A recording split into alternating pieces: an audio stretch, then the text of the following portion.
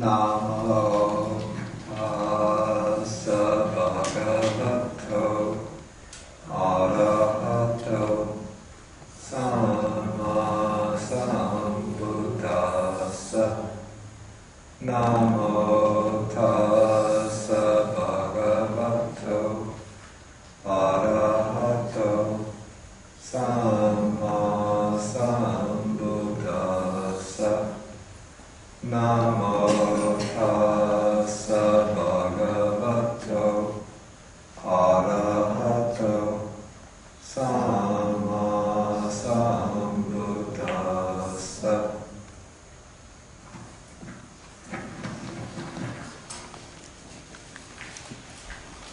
Good morning, everybody. Today we have this especially big class. We're combining two classes into one.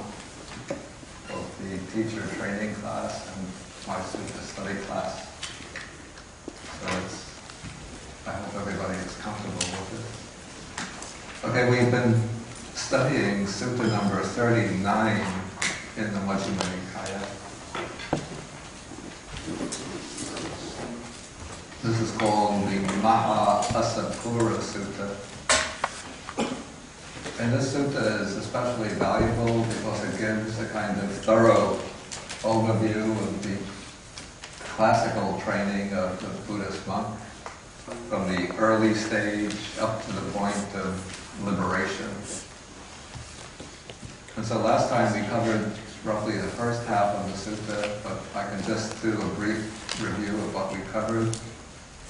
So in the sutta, the Buddha is instructing the monks that they should live up to the designation by which they refer to themselves and by which others know them. This is, in Pali, the word is samana, which is translated as recluse, somewhat inaccurately because the word recluse suggests somebody who lives completely isolated from society, whereas a Buddhist monk lives in a very close relationship with the lay community. But the word samana originally comes from the Sanskrit word shramana, which is based on the root shram, verbal root shram, which means to work, to strive, to undertake a labor.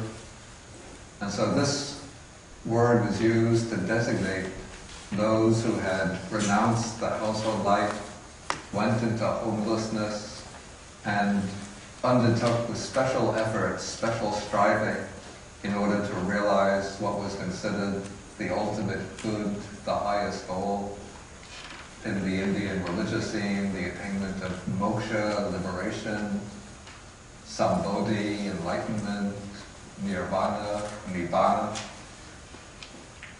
And so this is how the Buddhist monks came to be known on the wider Indian scene. People called them samana. Even the Buddha himself was called samana Gautama, the recluse or the ascetic Gautama. And so the Buddha is instructing the monks that they should live up to this designation. And so he wants to now he wants to explain to them what are the things that make one a true samana, a true ascetic, a true monastic person, a true recluse. And so he starts the discourse with, at the very base of the path, with the two qualities which are called shame and fear of wrongdoing. What is called shame is hiri in Pali, and the fear of wrongdoing is ottappa.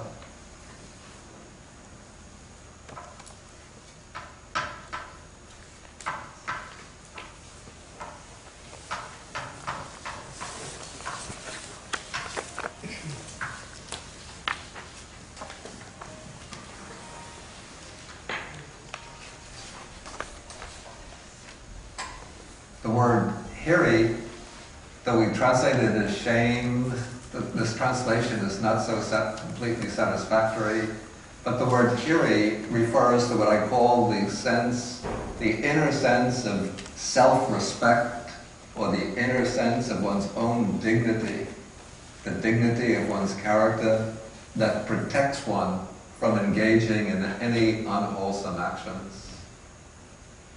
So it's a kind of internal monitor of one's behavior that restrains one from wrongdoing. The other quality, the twin quality that goes along with it, ottappa, is the fear of consequences, the consequences of wrongdoing. The fear of being blamed and criticized by others, the fear of punishment, perhaps by the authorities, and also the fear, in accordance with the law of karma, the law of karmic cause and effect, the fear of creating unwholesome karma that will lead to suffering in future lives.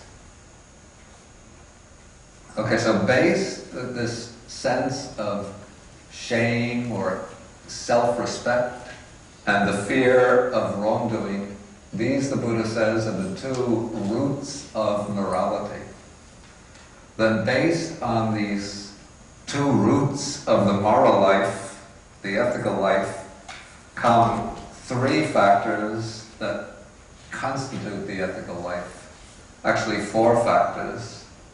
So the first is, this is in paragraph 4 of the sutta, purified bodily conduct. So one's conduct of body should be purified, clear and open, flawless and restrained. Then the next is verbal conduct, conduct of speech, which should also be purified, clear and open, flawless and restrained. And then third comes mental conduct, one's thoughts, one's intentions. Those should also be purified, clear and open, flawless and restrained. And then the fourth factor of the ethical life is right livelihood. So even in the case of the monastics, the Buddha says our livelihood shall be purified, clear and open, flawless and restrained.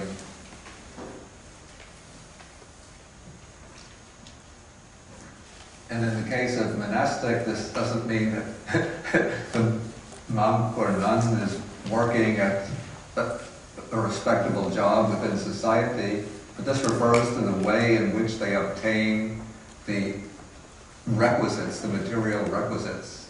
They shouldn't obtain them by cheating others, by performing like superstitious rites for others, by trying to deceive others, in any kind of way which is considered unscrupulous. But one lives in dependence on the kindness, the generosity of others, and in the Indian society, as well as in contemporary South Asian society, the lay people are always very happy to support well-disciplined monastics. Okay, so these four constitute the ethical life, and now we come into certain intermediate factors of training which form a kind of bridge from the ethical life to the development of the mind, to the development of the higher consciousness. So the first of these, this is in paragraph 8 of the sutta, is restraint of the senses.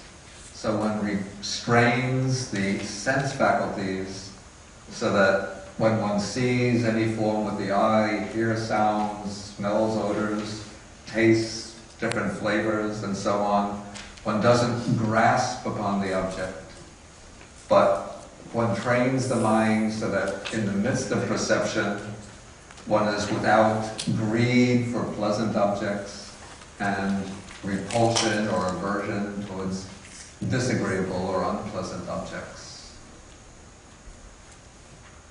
Okay, along with restraint of the senses comes moderation in eating, so that in order to have the body in a fit condition for the meditative life, one should not eat too much or too little. If one eats too little by undertaking long fasts, then the body can become weak unfit for the practice of meditation. If one eats too much, then the body becomes dull and sluggish and heavy, and again it becomes difficult to do meditation. So what the Buddha teaches is one should practice, it's called in Pali, bojane matanyuta, which means knowing the right amount in regard to food. So it eats just enough to sustain oneself, keep oneself in good health, to end discomfort and to support the spiritual life.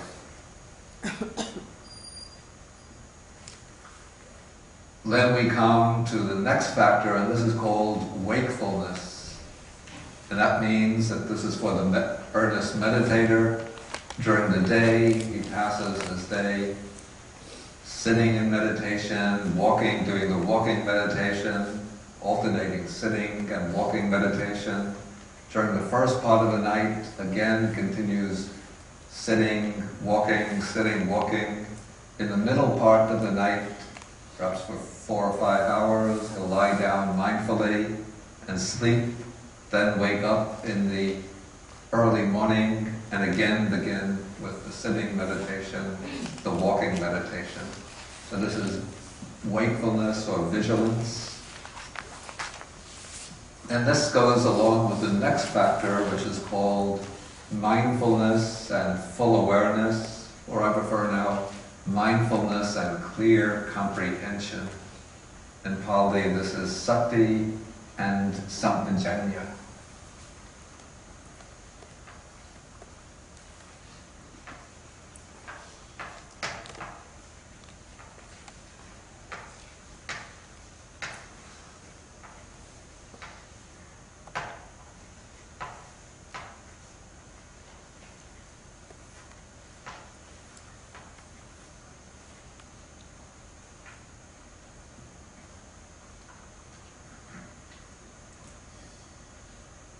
So sati is what is usually translated as mindfulness, and sampajanya, Venbunyanamoli translated full awareness, which I don't particularly like, though I left it in its translation.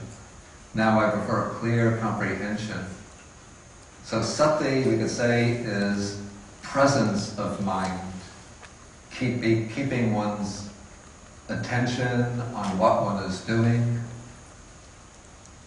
being mindful of whatever one is doing, keeping oneself under observation in all the activities of day-to-day life. And then clear comprehension means knowing what one is doing, knowing the purpose of one's action, knowing how one is going about achieving one's purpose, having a clear comprehension of the activity in which one is engaged. And so the Buddha says that you should train thus, we will be possessed of mindfulness and clear comprehension. We will act with clear comprehension when going forward and returning, when looking ahead and looking aside, when bending and stretching the limbs, when wearing our robes and carrying the outer robe and the alms bowl, when eating, drinking, consuming food and tasting, when going to the toilet, when defecating and urinating, when walking, standing, sitting, falling asleep, waking up, talking and keeping silent. In all these conditions, one acts with clear comprehension. Okay, so this is the point that we ended last week, and now we continue. I'm still in the same paragraph on page 366.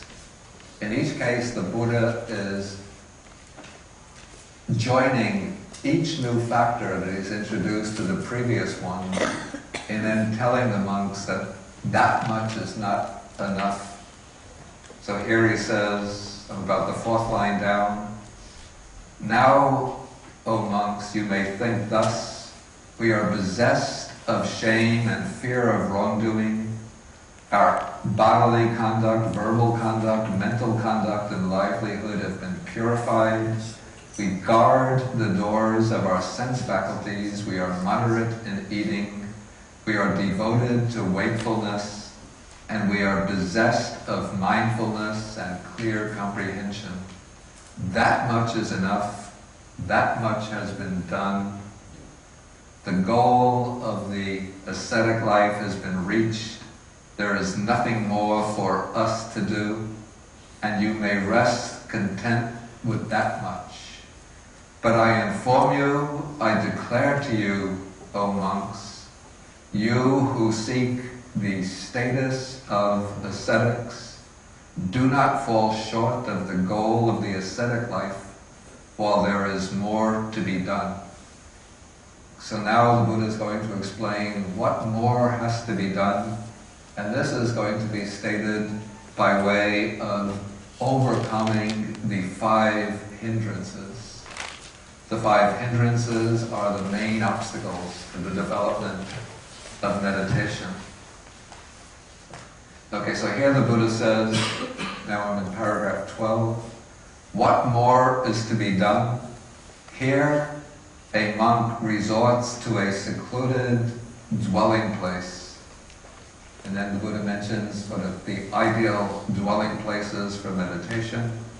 The forest, the root of a tree, a mountain, a ravine, a hillside cave, a charnel ground, a jungle thicket, an open space, or a heap of straw.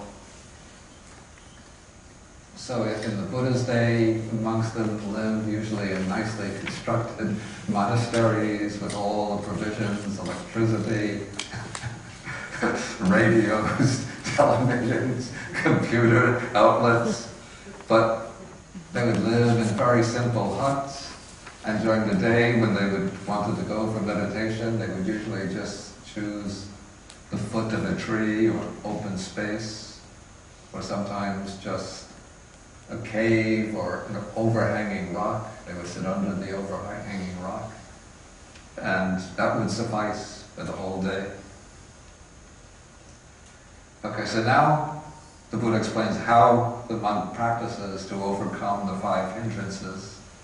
Okay, so on returning from his alms round after the meal, he sits down, crosses his legs, holds the body erect, and establishes mindfulness in front of him. Then, abandoning covetousness or craving for the world, he abides with a mind free from craving. He purifies his mind from craving or sensual desire. Abandoning ill will, that's the first hindrance, by the way.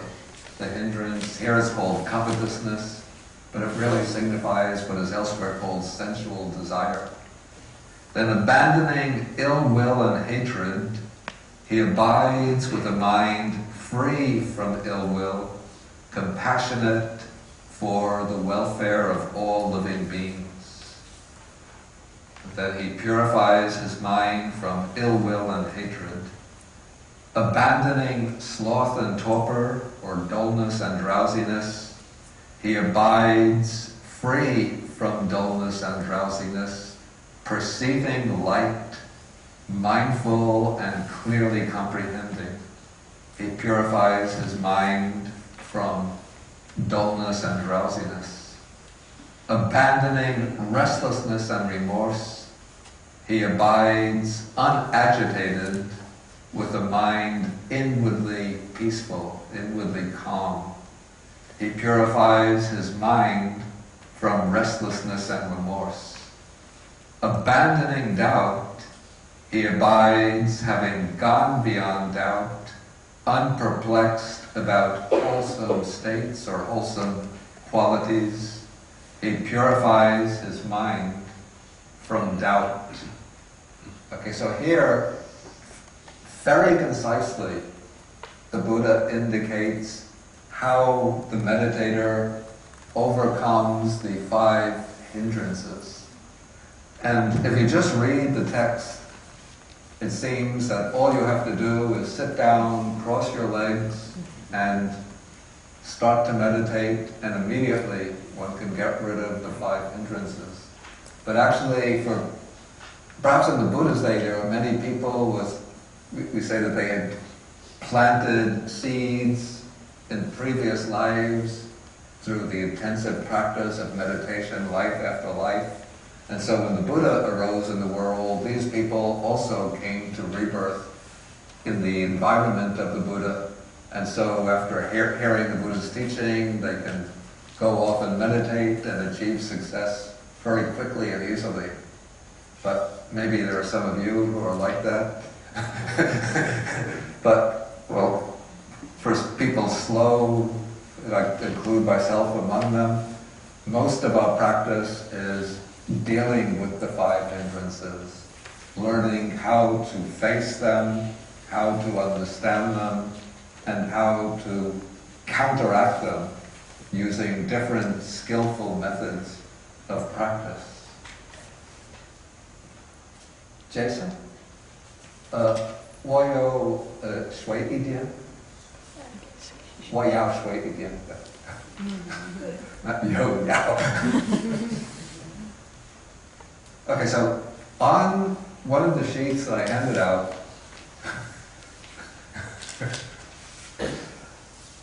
I have a kind of detailed analysis of the 5 hindrances, and looking at various suttas that come in the Nikayas, we see that the texts deal in quite elaborate detail with how the hindrances arise and what are the most effective remedies or antidotes. Thank you. What are the most effective antidotes to the 5 hindrances?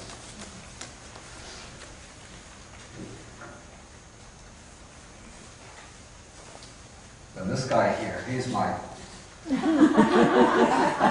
perfect meditator. He sits down and not a thought in his mind. Just frees his mind from thoughts. He's thinking of nuts. No. No. You're misunderstanding me. I came back with Pante from California. I used to work 20 years in the computer business. Then I got weary of the world. So when I met Pante, I asked him to ordain me. I got ordained, and now I'm a chipmunk.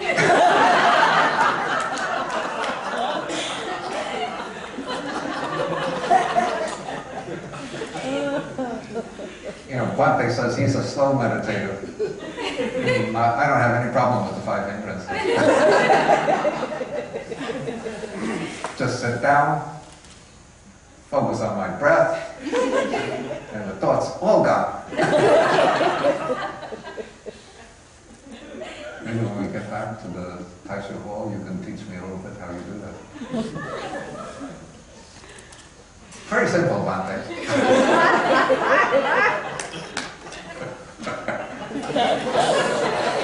Your problem, you read too many books.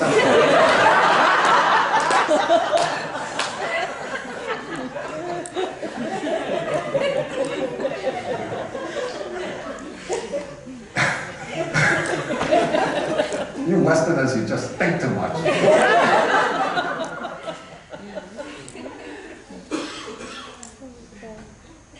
So you sit down, you try to impress everybody. But I know you're just thinking, dreaming of this, dreaming of that, angry with this one, angry with that one. I'm not angry with anyone.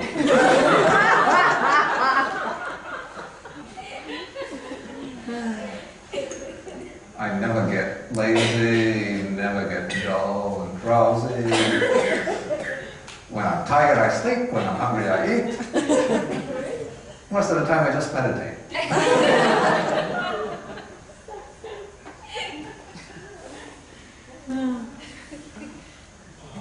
behave yourself and don't interrupt the class. Okay. Comic interlude is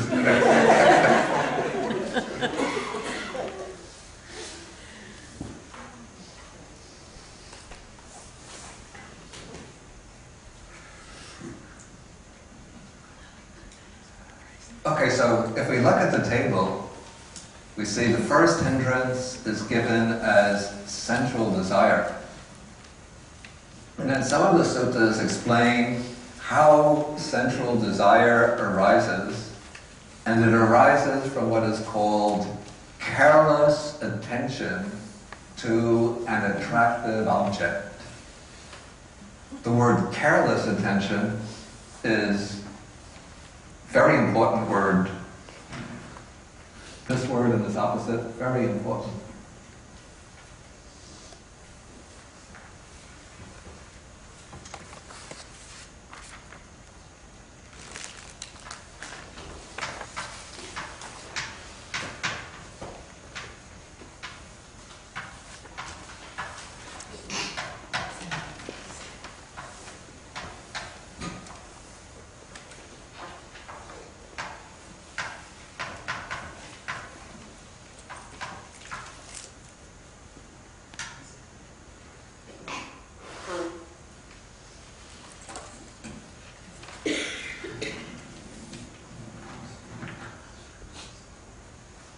Can you see from the slides?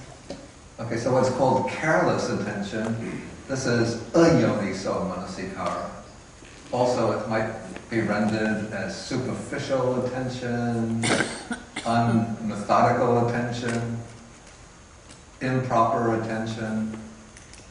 So, when one encounters an attractive object of the senses, then if one doesn't attend to it properly, if one attends to it carelessly, which means grasping upon the attractive features of the object, the sort of sensually enticing features of the object, of anything seen, heard, smelled, tasted, touched, then the desire or craving arises for that object. So that is how sensual desire arises.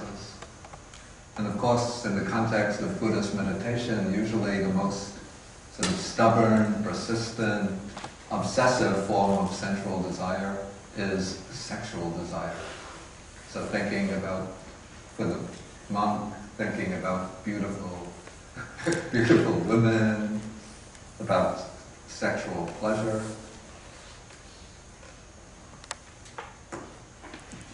I don't know, maybe I think with women, I don't know the psychology, but maybe it's not so sensually rooted, but more rooted in terms of a kind of emotional fulfillment. At least that's what I've read in some of the psychological studies. But it could be a kind of longing, feeling of emotional unfulfillment if a woman is leading a monastic life. Okay, so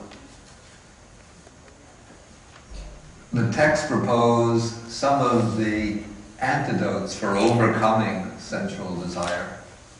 And so to begin with, the kind of provisional remedies is guarding the senses, that is, exercising restraint over the senses, and being moderate in eating.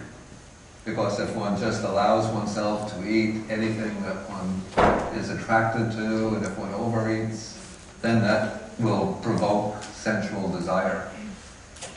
But then the special meditative object for counteracting sensual desire is what is called careful attention, that is yoniso manasikara, thorough attention, deep attention, proper attention to an unattractive object, what is called the asubha nimitta.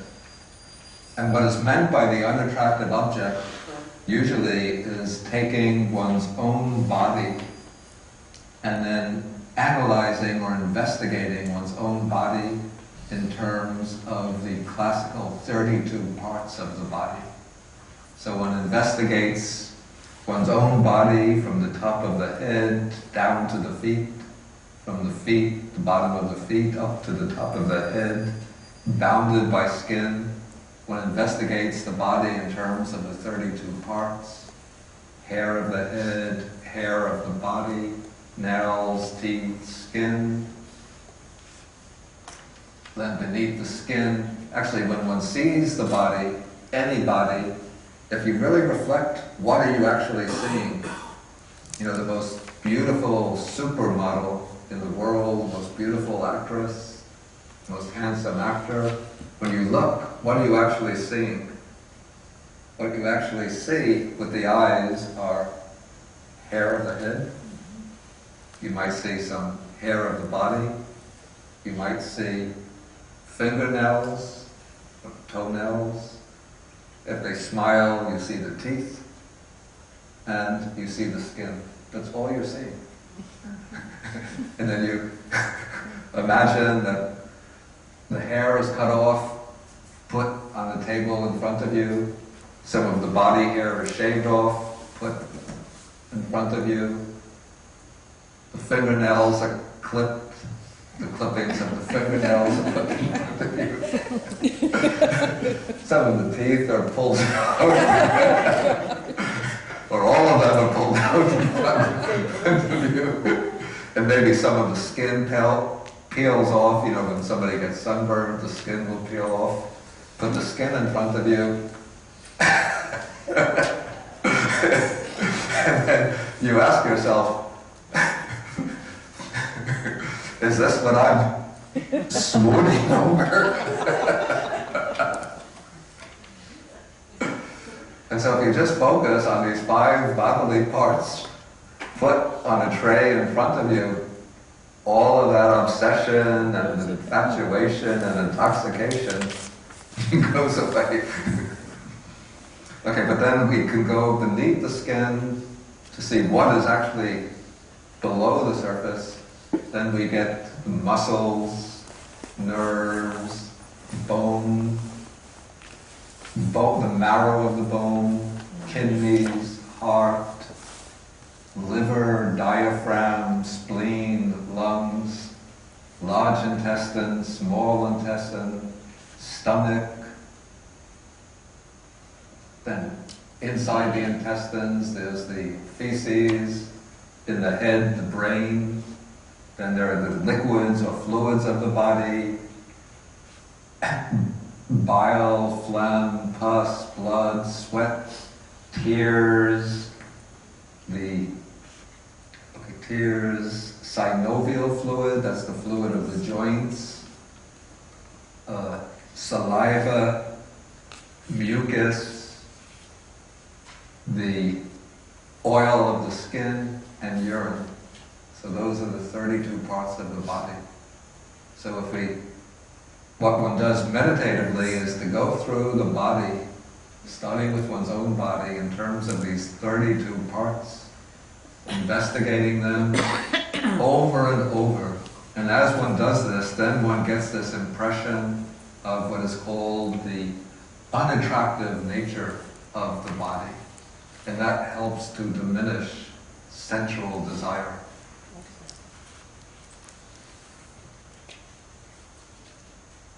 Okay, then to show the nature of sensual desire in the Sutta, the Buddha gives a simile. Now I'm in paragraph 14. The similes come in the paragraph 14. Suppose a man were to take a loan and undertake business, and his business were to succeed so that he could repay all the money of the old loan, and there would remain enough extra to maintain a wife, then on considering this he would be glad and full of joy. So this indicates the nature of the mind when one becomes free of sensual desire. When the mind is overcome by sensual desire, that is considered to be like being in debt to another person. But when one is free of sensual desire, that is like repaying the loan and being free of debt. Okay, so that is the special method for overcoming sensual desire. Normally what is said is that one chooses a principal meditation subject. So this can be something quite neutral, like the awareness of the breath, just attending to the in and out breathing. But sometimes for a person, as they go on trying to concentrate on the breath, the mind gets overrun by sensual thoughts. And so when this happens initially, it said one just becomes aware of the thought, drops it, and goes back to the main meditation subject, the breath. But if one observes that the mind is repeatedly getting obsessed by sensual thoughts, then for a time being one can put aside one's main meditation subject and temporarily take up the meditation on the parts of the body, the 32 parts of the body. Going through, there's a standard list. To get familiar with them, it's not enough just to read the list, but one has to get some idea of what these parts look like. It's a little difficult nowadays.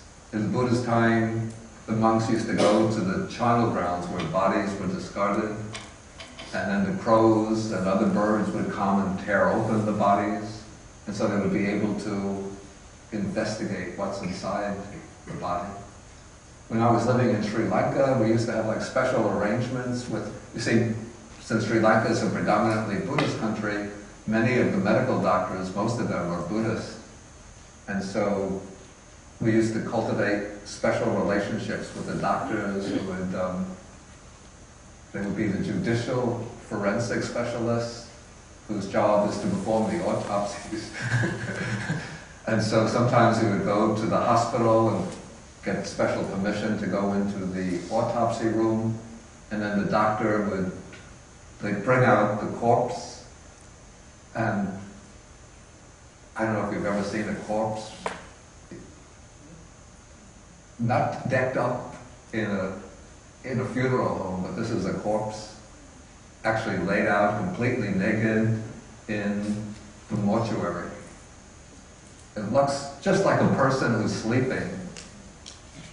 But then the doctor will take the scalpel and start cutting it open, and we want to call out, "Don't do that to him." He's still alive, but as he's cutting, there's no reaction. Then he'll open up the body. I hope I'm not going to horrify anybody.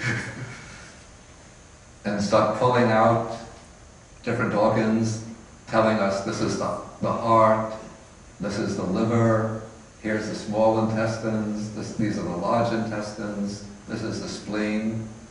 And these are things we never normally see. And it's quite very valuable to see the inside parts of the body. So then one gets an image of these parts that one could use for the practice of this meditation.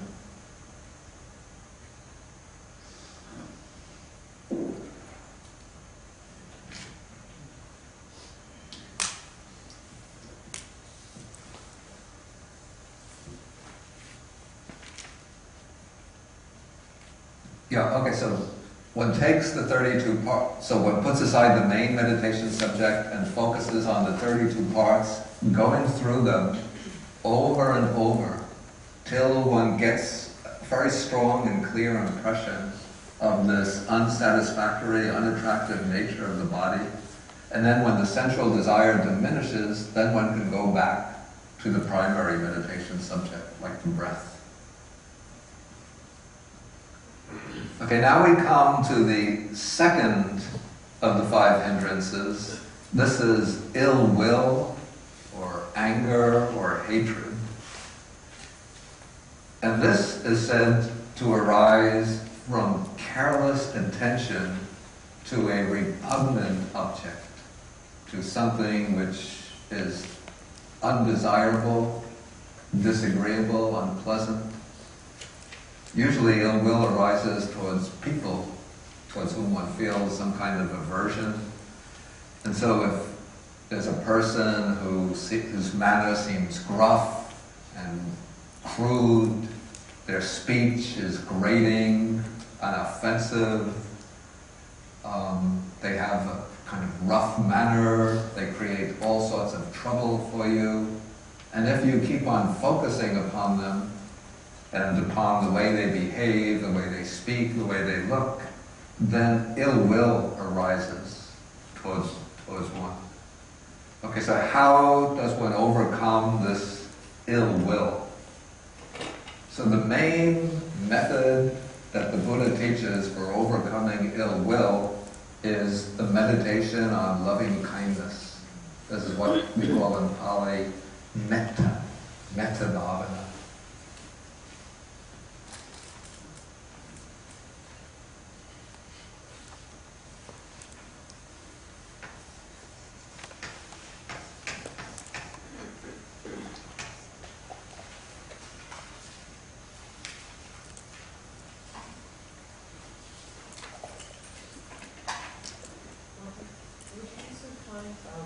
Just so we can hear the correct pronunciation of the Pali words there, like for kamachanda.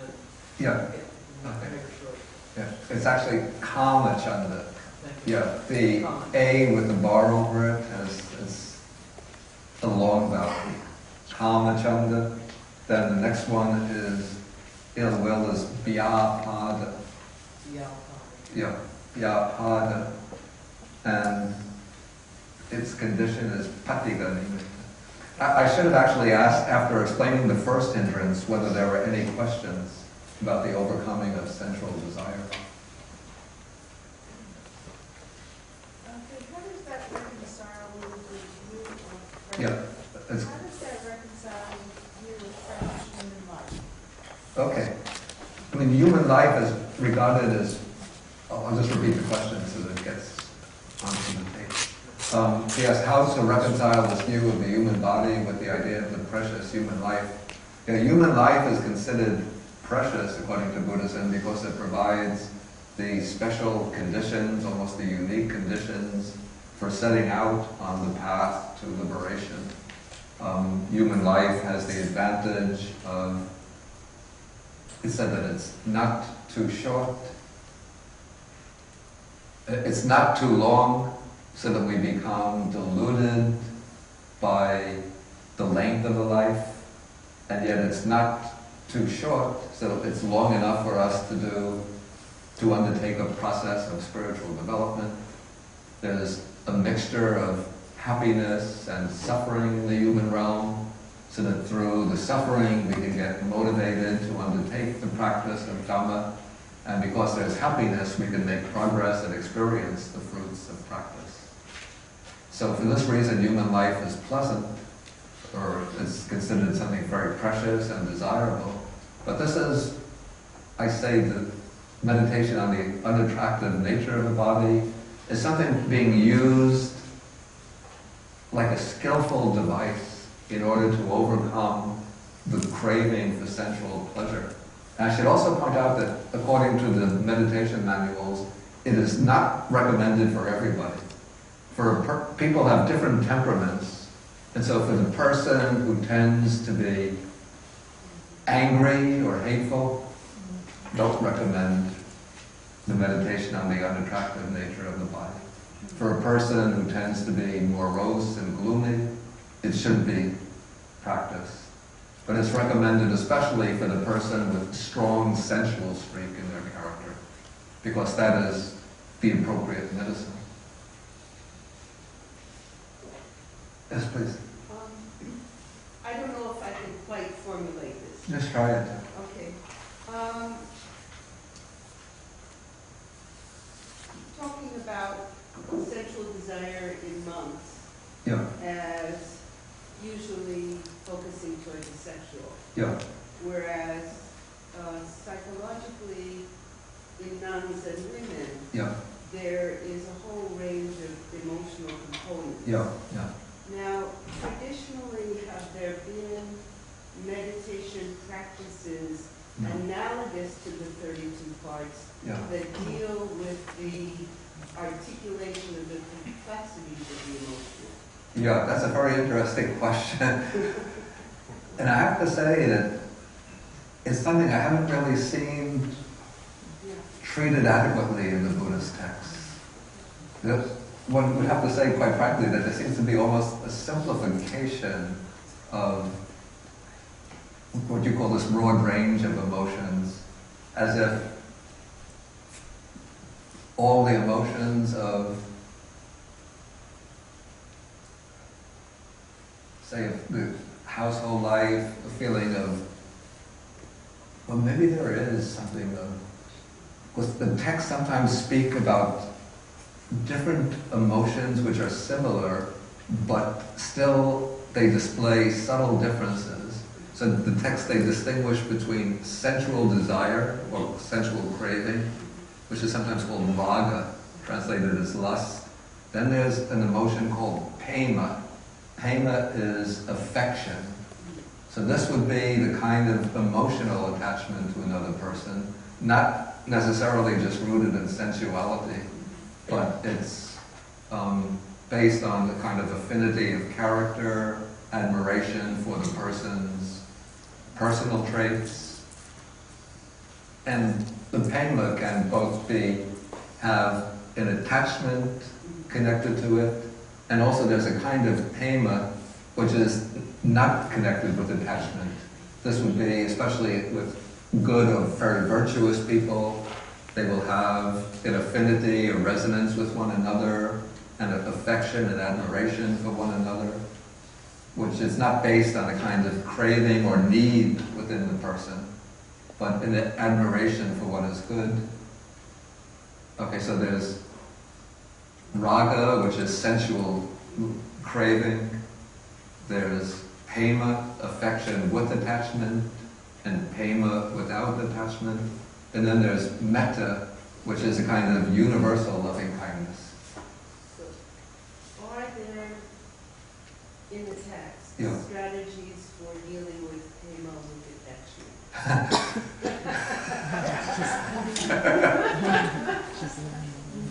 I don't know anything laid out quite like this scheme, but what I would say is that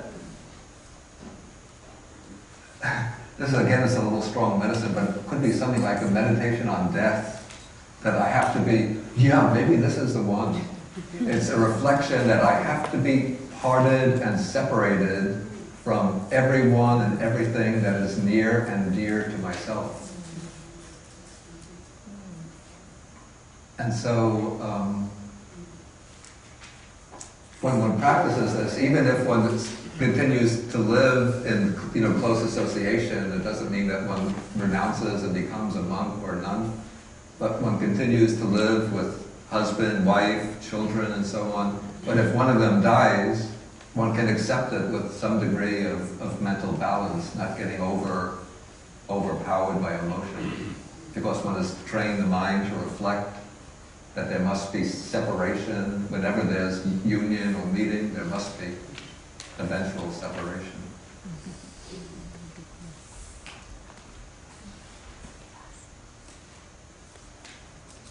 Doesn't chapter 20 have a lot of antidotes as to in the Majjhima Nikaya? Sutta number 20. Yes. Yeah, actually, Sutta number 20. Did you talk there from the Maha-Assapura? Yeah. It doesn't actually mention the specific antidotes, but what it says is that when unskillful or unwholesome thoughts arise, then one should overcome them by applying the appropriate opposite type of thought. But I think the sutta itself doesn't specify what those opposites are. That we get from other suttas and from the commentaries.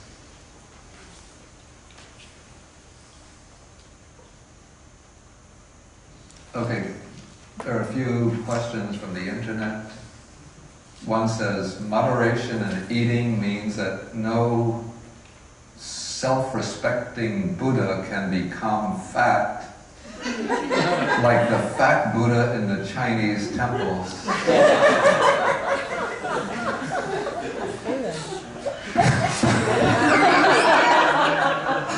That's the school. I'm puzzled.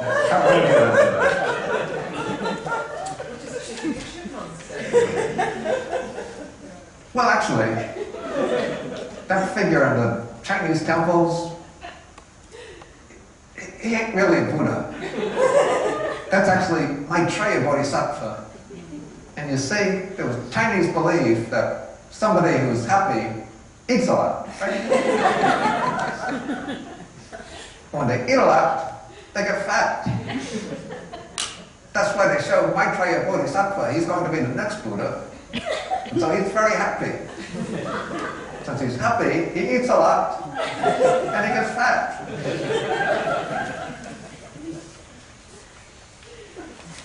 Right, Monte? I don't know, but maybe some of our... is that the explanation?